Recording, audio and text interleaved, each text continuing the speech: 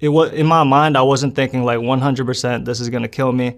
I was kind of thinking like this has a chance to kill me. Like it's probably like a 50-50 chance. I'm gonna kind of like let fate decide type shit. Tell me, where are you from originally? Where'd you grow up?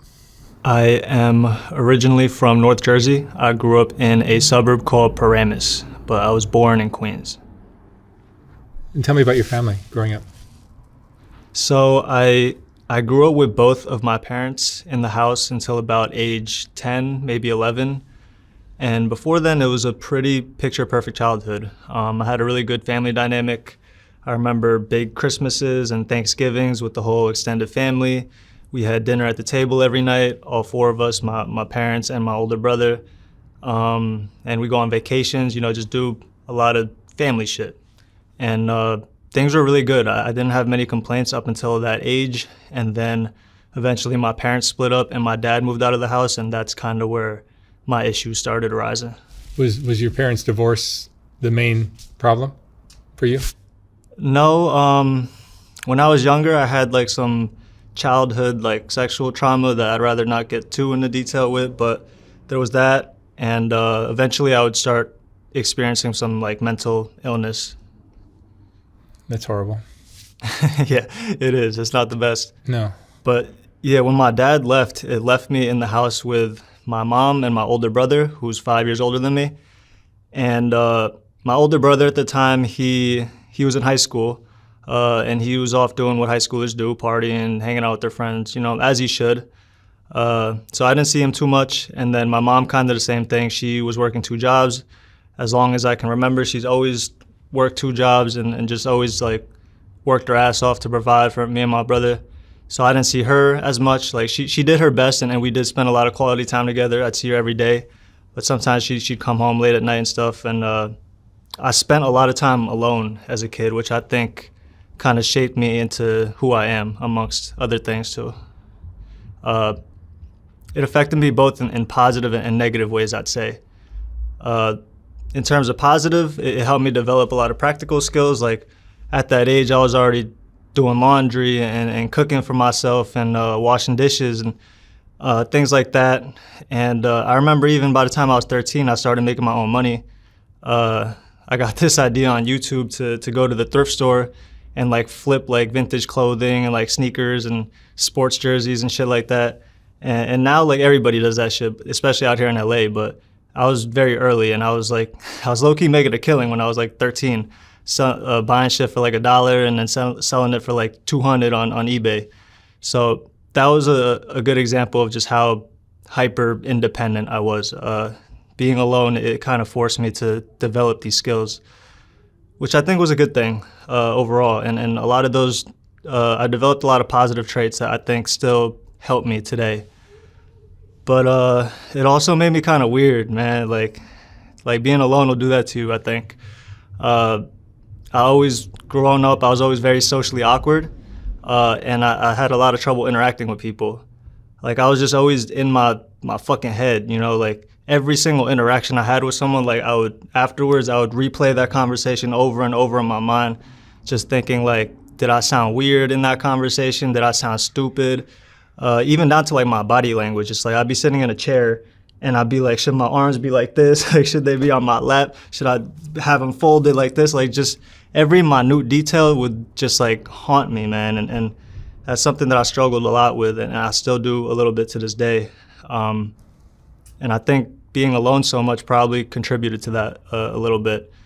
Being alone also, I think from an early age, it made me afraid to ask for help. I just grew so independent, I felt like I could do everything by myself.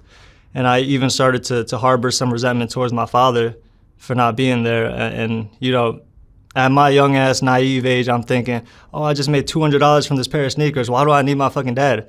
Like, he's not doing shit. Like, obviously I was wrong, and he was. He was a great provider, and he did so much for us. But that's kind of the mindset that I started to grow as a kid. And yeah, that hesitancy to ask for help would follow me into my adult years, and it would really fuck me over, man, in a lot of ways. My dad was giving me a hard time about not watching the news enough, so naturally I gave him a hard time right back. I told him most of what we're shown is designed to alarm us, not inform us. And that's why I asked Ground News to sponsor my channel. Ground News is an app and website that helps you form your own opinions by showing you every article published on any story worldwide. My favorite part is how it breaks down each news source's political bias, reliability, and even ownership, so you can actually see where your information is coming from. Let me show you how it works. Here's a story about the Palisades fires in Los Angeles. Ground News shows that 13 outlets covered it, most leaning slightly right. You can instantly see who owns these outlets, how reliable they are, and how differently they frame the same event. Some headlines focus on firefighter decisions, others on weather and risk. Same story told through two very different lenses.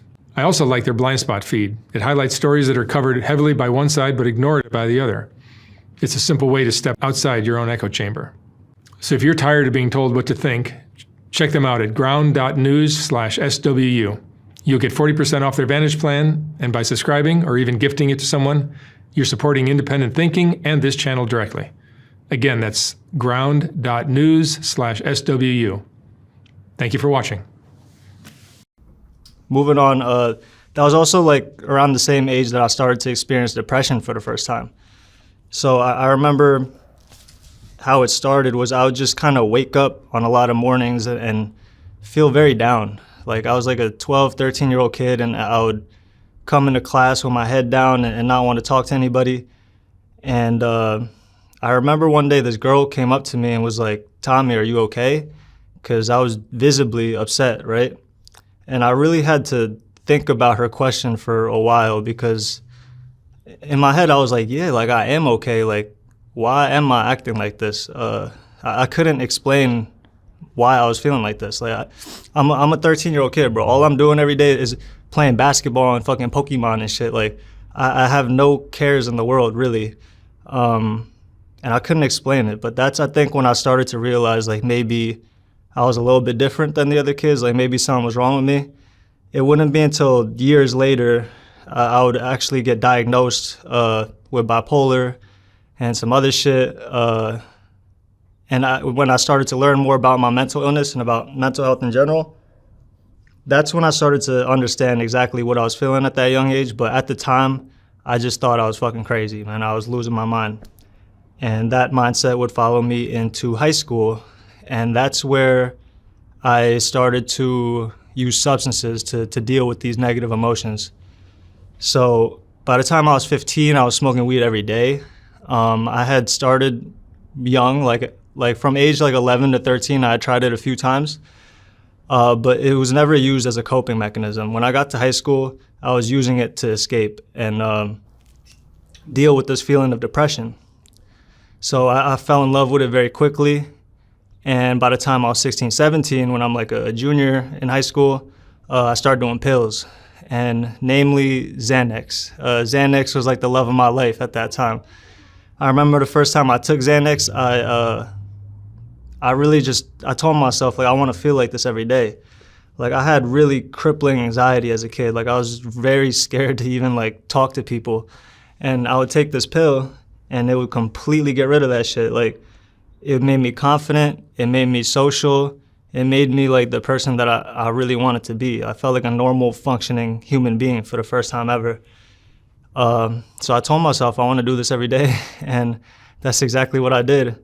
And before you know it, I'm coming to school fucked up on Xanax every day, like in high school. It's crazy because I used to drive to high school, right? And I used to drive like to school my junior year and my senior year, like every day, just with a blunt in my hand, smoking, and fucked up on Xanax at like 7 in the morning on some nut shit. So that's kind of what high school was for me. I don't even remember too much of it. I just remember walking through the hallways like a zombie and sleeping through all my classes and shit. Were you a loner? No, I had friends. You did? I wasn't like a popular kid by any means, but I had like a few close friends, and they were kind of watching everything happen. Some of them were doing the drugs with me. Some of them were kind of starting to distance themselves from me. But I never felt like I had someone that I could really talk to about personal things. Like some friends here and there, but I always felt alone. Like no matter how many people I was with, I always felt alone.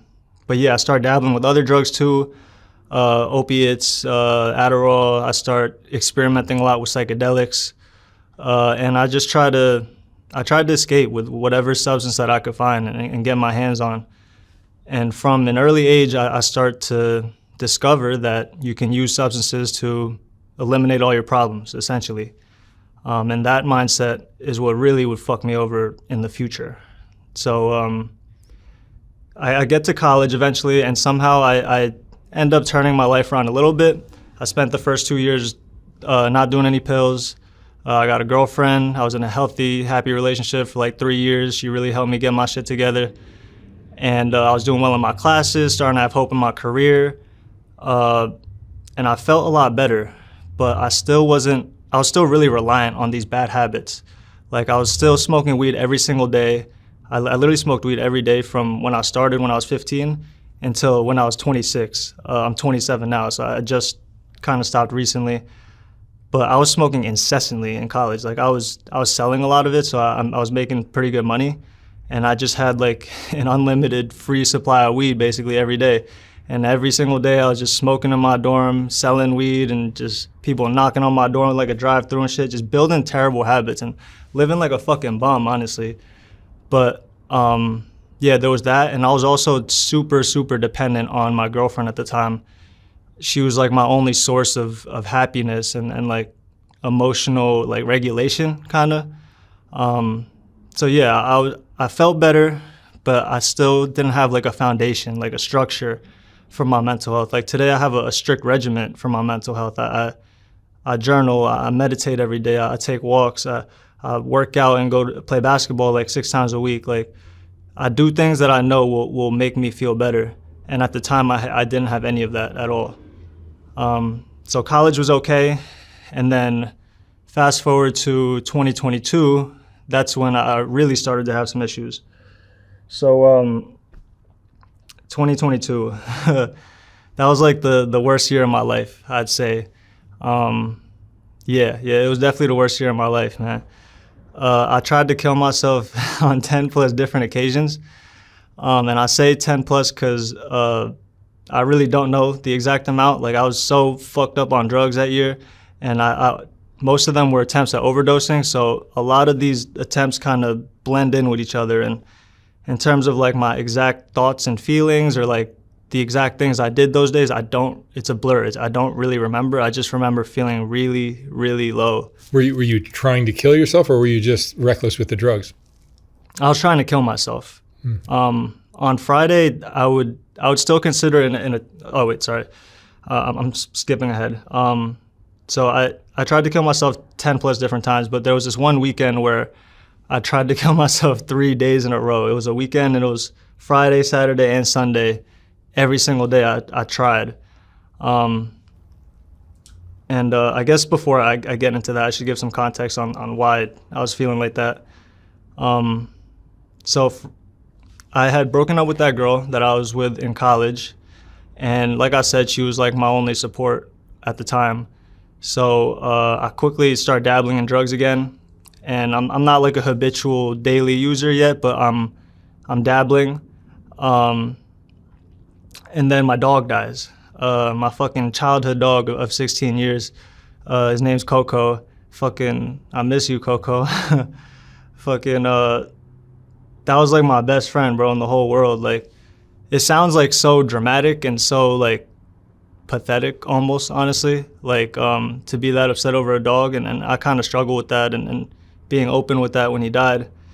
But like, that was my dog, but like, that was my fucking dog. People get attached to their dogs. Exactly, right? Like, that was, you know how I was telling you, like, I spent a lot of time alone as a kid. Like, there'd be days, there'd be nights when it'd be like 2 a.m. on like a fucking weekday, and I wouldn't know where anyone in the house is. I don't know where my mom is. I don't know where my brother is. But I would never truly be alone because I had this dog. And I would laugh with this dog, man. I would cry to this dog. I would talk to this fucking dog like he really understood every word I was saying. And it weirdly felt like he did sometimes. And that shit really fucked me up, man. But I was dealing with that, and that is what led me to being a daily user again. After that, you know, you interview a lot of drug addicts. You know that our minds are always telling us that, or it's always trying to justify an excuse to use again, right? And that was exactly the excuse I needed. Like, I'm fucked up about my dog. Who cares if I do drugs again every day? And that's exactly what I did. And this time, instead of Xanax, I got really hooked on opiates. I started doing oxys every day. And that shit is expensive, man. Like, it's like 30 to 60, I don't know the market now, but back then I was paying like $30 to $60 a pill. And the shit was eating on my bank account. And then I start getting codeine shipped to my house from fucking Europe on the internet, and getting all types of psych meds shipped to my house, like gabapentin and pregabalin and soma, a lot of shit that people probably don't even know what it is. I was still doing Xanax too at that point. I was just getting absolutely fried, basically, on the daily. And I was a full-blown drug addict again, even worse than I was in high school. So I was dealing with that, the drug addiction, the dog, and then, I'm sorry, I know this context is taking a long time, but I was also dealing with the most toxic, like, immature, just terrible relationship/breakup that you could possibly think of. After I broke up with the previous girl, I got into a relationship with another girl very quickly, probably because I was feeling like shit. And without going into too much detail, it ended very messily, and I was very fucked up about it. So I'm dealing with that now. And then lastly, this is like around when I first graduated college. And around that age, like, even if you didn't go to college, just in your early 20s, that's like around the age that you start to see your friends a lot less. People are starting jobs and relationships and moving to different states, and that's what I was dealing with. And I would pretty much barely see my friends anymore. And then my mom, the last kicker, my mom, probably like my closest family member, the one who really raised me, she was moving to a different state in Atlanta to be with her parents because they were getting older and she wanted to spend time with them, which I 100% supported. But basically in like a year, it felt like I lost like my dog, my best friend, what I thought was the love of my life at the time, my mom, and then all my friends. So like it just felt like I was alone, like just like when I was a kid, like I was alone again. And I started to feel pretty hopeless, man. And I understand, like, a lot of these things are fucking first world problems. Like, there's people who are going through so much more severe shit, like, that are actual problems. And I think I could have dealt with these problems if I wasn't on drugs. But the drugs were just fucking on my mind. That shit just fucks with your emotions and makes it impossible to heal. Like, no matter how much time passes, if you're not sober, you're not gonna fully heal from anything. Like, you have to experience that pain in order to heal and feel better. And at the time, I was just numbing that pain with substances. So yeah, that's what 2022 looked like. And it got so bad that I tried to off myself 3 fucking times in a row on some crazy shit. So it was a rough weekend, and like I said, I don't remember all the exact details, but I must have had a pretty terrible day that Friday, and I decided to mix a bunch of pills together, like most of the ones that I named before. And you're not supposed to really mix those together, especially like opiates and benzodiazepines. It's dangerous. So I intentionally mixed all these pills that weren't supposed to be mixed together. I took a lot more than I normally would, and I fell asleep. And I think Friday, like, it was in my mind, I wasn't thinking like 100% this is gonna kill me. I was kind of thinking like this has a chance to kill me. Like, it's probably like a 50-50 chance. I'm gonna kind of like let fate decide type shit. So obviously I wake up the next morning and I'm fine, I'm alive. And I'm really upset at this point. Like, one thing about failing a suicide attempt is that it can be almost demoralizing. Like, in some instances,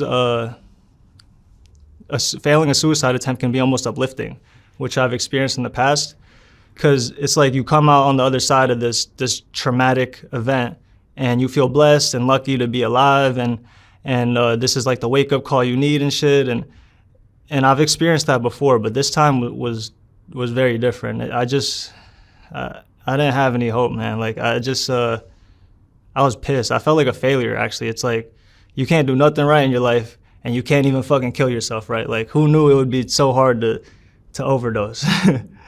But that night, I try again, that Saturday. And this time, I take the same pills. I mix all the pills, except I take more of them. And then I also drink some alcohol. And I'm thinking in my head, like, this should probably do the trick. Like, I was a little bit more serious about this attempt than on Friday. So I take everything, and then I fall asleep, and obviously I fucking live again. And by this point, like, demoralized is like an understatement. Like, at this point, I'm like a madman, like red in the face, like fucking damn near hyperventilating, like just so overwhelmed with grief and sadness and fucking anger. I was out of my mind. Like, I was no different than one of these people on Skid Row, like fucking screaming at themselves on the sidewalk. Like, I was that level of crazy at that point. And this time I'm like, fuck overdosing. I need something a little bit more guaranteed. So the thing that's tough with overdosing, which is a weird thing to say, when you overdose, there's the possibility that you can have a seizure or go into convulsions, and it can be a very painful, slow death, contrary to popular belief. And, you know, it's even possible that you can have like a seizure and fall off your bed and be paralyzed for life. You know, I've heard of shit like that happening, and live, which sounds fucking awful. And so I wanted to avoid that. I wanted to find like the sweet spot of like taking enough drugs to die, but not having all that other crazy shit happen to me. And I couldn't get there. So I decide to try this method that I read online about. So at like 10, 11 in the morning, I had just woken up. I'm feeling crazy. I drive my ass to Party City, and I buy one of those big-ass helium tanks, right, like to fill up balloons. And they probably thought I was going to like a kid's birthday party or something. But no, I was using that shit to off myself. So I drive to the fucking Red Robin parking lot, and I went to this parking lot because my ex used to work there. And I'd hang out with her sometimes in the lot, like if I drive her to work and she had some extra time. And I knew the lot was very secluded, and it was something that you could do something like this in. So I drive to this lot, like 11 in the morning. I got all the windows shut, and I got the helium tank in the passenger seat. And on Friday and Saturday, I actually didn't tell anybody about those attempts. I didn't care. I was ready to go. But on this Sunday, for whatever reason, I decided to text my ex, like, before I do it. And I didn't tell her exactly where I was or what I was about to do, but I probably sent her, I don't really remember the exact message, but I sent her, like, this depressed, like, cryptic and vague message, you know, like some, I love you and I appreciate all the shit you did for me, some bullshit, you know? And I sent that to her. And I also sent her like all the money in my checking account, which is crazy. Like, I had more in my savings that I wrote a note to give to my mom. But for the checking, I had like a few thousand there, and I sent it to her. I was like, enjoy this, whatever. And then I let off all the helium in the car, and I fell asleep. So I fell asleep like pretty quick, actually. Like, you would think in a moment like that, you would be reflecting on all the moments in your life, and at this point, like, I was pretty sure like I was gonna die, but you're like reflecting on all the moments in your life and thinking about all the shit that you're upset about, but it wasn't really like any of that. Like, surprisingly, it was just like I fell asleep like a baby, bro. Like, I felt like weirdly very calm and like serene in that moment. But yeah, I fell asleep, and then, bro, before you know it, I wake up to a knock on the window. Obviously, like, probably my ex called them or whatever, but I see it's a fucking cop. And at that point, I'm like, all right, I'm fucked. Like, I just failed 3 times in a row. I already know what's gonna happen. I've had previous attempts where I was hospitalized for a suicide attempt, and I already knew like the whole process. They're gonna take me in the ambulance, take me to the psych ward. I'm gonna be there for a little bit until they think I'm fit to be back in society. So that's exactly what happened. They took me in the ambulance. They started taking me to the hospital, and something like pretty weird happened in the hospital. So they didn't have enough rooms or like beds for me, right? So they put me in one of those like beds on like wheels, and they just put me in the hallway. Like I'm not in a room, and I'm like damn near in the lobby. So I'm waiting there in the bed, and I see someone walk in. I see a cop walk in, and I recognize him. It just so happens to be the father of one of my childhood friends. Like this man used to like take us to basketball games and like take us to dinner and shit. And like I grew up like very close to him, and I hadn't seen him for years. So it was just a crazy coincidence. So I call him over. I'm like, yo, Mr. Whatever, like come over here. And he's like, Tommy, like what the hell? What happened to you? And I give him the whole lowdown, and we start having this deep talk, man, just about life and shit. And it was crazy. Like it was the last person I could have expected to see there. And it weirdly like took me out of like the sad, like depressed, I want to kill myself mindset. Like it made me like be like, what the fuck? Like, why is he here? And like my attention was just completely shifted. But we're talking, and the nurse eventually tells me, he's like, hey, your driver's here. It's time to transfer you to the other hospital. So the father of my friend, the cop, he tells the nurse like, oh, like don't worry about it. I'll escort him out. And she's like, yeah, sure, whatever. So he escorts me out to the car. He loads me into the car. We say our goodbyes, and I'm on my way to the psych ward. And I fully expected to be in the psych ward probably for like, I don't know, a few weeks, maybe like a month. I was pretty bad, so they probably would have kept me in there for a little bit. But at some point in the car ride, I realized that this is just a regular Uber driver. Like I expected them to have some kind of like designated like driver from the hospital, but it was literally just an ordinary Uber driver. I think I saw the Uber app on his phone. So at that point, like the devious part of my mind starts to activate, and the sad, depressed little bitch boy side of my mind like starts to deactivate. And I turn to the driver. I'm like, yo, can I throw you like $20 and you could change the destination to a different address? And like without hesitation, he's like, yeah, like let's do it. This man did not give a fuck whether I made it to the hospital or not. He was literally just a regular Uber driver. So I managed to escape from the hospital and avoid potentially like weeks in this psych ward. And I was happy. I was pretty happy about this shit. Like it was the first thing I was happy about in like the whole weekend. Cause I just know how fucked up the psych ward is. Like I've been a few times, and like I compare the psych ward, like what the psych ward is to mental health patients is what prison is to criminals. Like it doesn't help. There's no rehabilitation or reform. It's like, it just makes it worse. So I knew like I would have been into some shit if I went. So I get home, the Uber driver takes me home, and now I'm like what the fuck do I do now? Like I'm in the same place that I was like in the beginning of the day. I went through all this shit, and now I'm in the exact same place. Like nothing has changed. So you would think that I would just go back to my old habits, and I did. That night I definitely did. It had been almost a full day without drugs, and I immediately went into my room to rummage for some pills or whatever. By the grace of God, I looked in my fridge and I found a singular ounce of codeine, and that was all I needed right there. Like, that's all I needed. So I start pouring up the codeine, get to rolling up some weed, and I call my homie over, Eric. He's like my best friend. I've known him my whole life. And I actually end up having a pretty significant night that night. So Eric comes over, and I'm telling him the whole story. Like I had to tell somebody about this crazy ass shit that just happened to me. It literally felt like a fever dream. Like how the fuck is any of this shit real? So I'm telling him the story, and we're just sitting and smoking in my garage, and he says some shit to me that really stuck with me. Like he turns to me and he's like Tommy, like why don't you just try going 1 day sober? Like you could, like tomorrow, like you should do this tomorrow. Like you could smoke all the weed in the world that you want, just go 1 day sober without the opiates, without the pills. And immediately I shut him down, and I'm like, hell no, like that's impossible, like you don't understand, like. And like to me, what he was asking of me was like, it was literally impossible. Like he might as well have asked me to like go climb the Empire State Building like butt ass naked. Like it was that type of like crazy to me, like what he was asking. So I said no. He didn't push it too much. The night ends. But the next day, I weirdly just kept thinking about the shit that he said.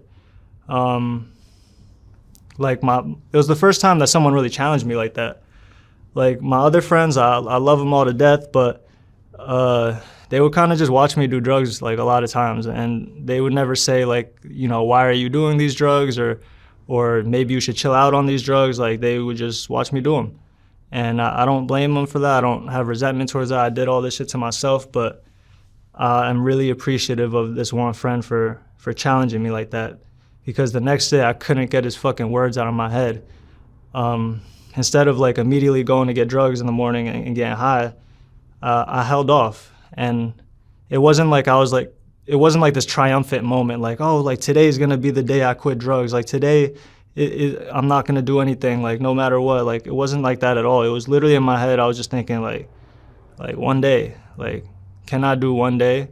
And I wasn't even putting any pressure on myself. I wasn't thinking like I have to do this today. I was thinking I'll try, and like if I fail, it's whatever. I'll get high at night. I'll get high the next day, like whatever.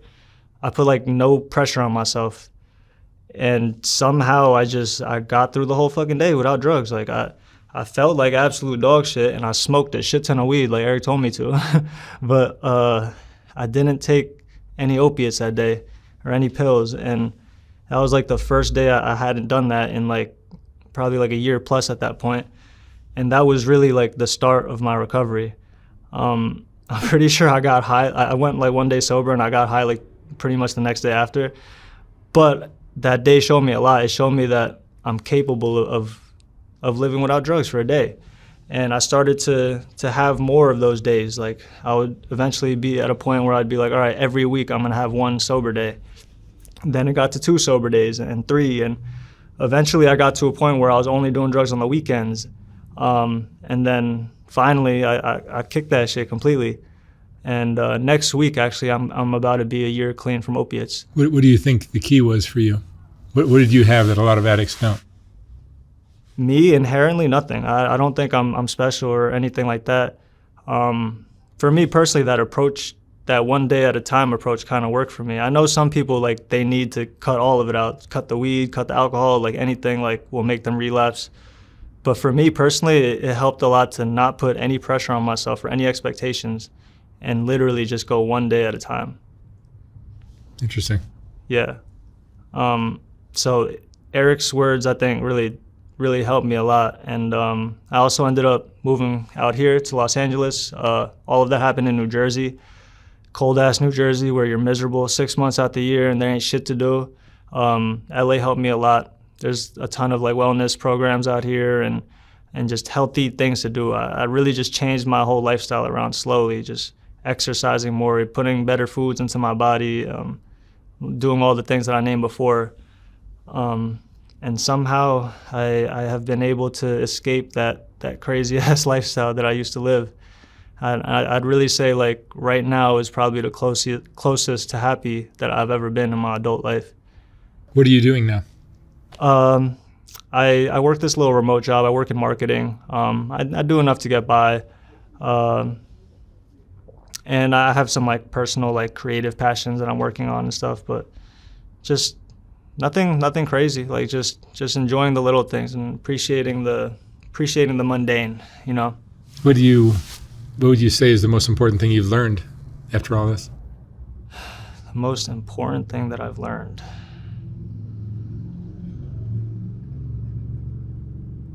I want to say don't give up. That sounds really corny because I've given up so many times and I've just been blessed with more opportunities. I'd say just live in the moment, live in the present. Don't worry about where you're going to be a year from now, 2 years from now.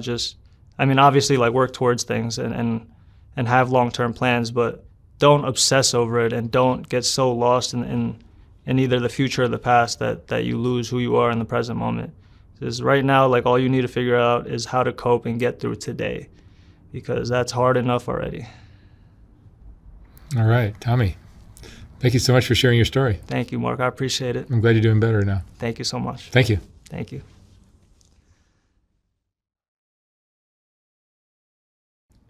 When I was designing the first Softwood Underbelly book, I realized that there were so many great portraits that weren't going to make it into that book. They just wouldn't fit. And once I saw how well that first book sold, I knew I'd have to design a second book. This second book is finally ready to ship. Like the first one, this book has a collection of some of the best portraits from Soft White Underbelly, accompanied by a quote from that person's interview. This book features another group of Rebecca portraits, as well as a collection of color images of the Whitaker family, and plenty of others. You can order yours for $125 or $150 for a signed copy at softwhiteunderbelly.org. Again, like the first book, once this book is sold out, I will not be printing more of them. The portraits are what Soft White Underbelly is all about, and these two books contain the best of all that work. Thank you for watching.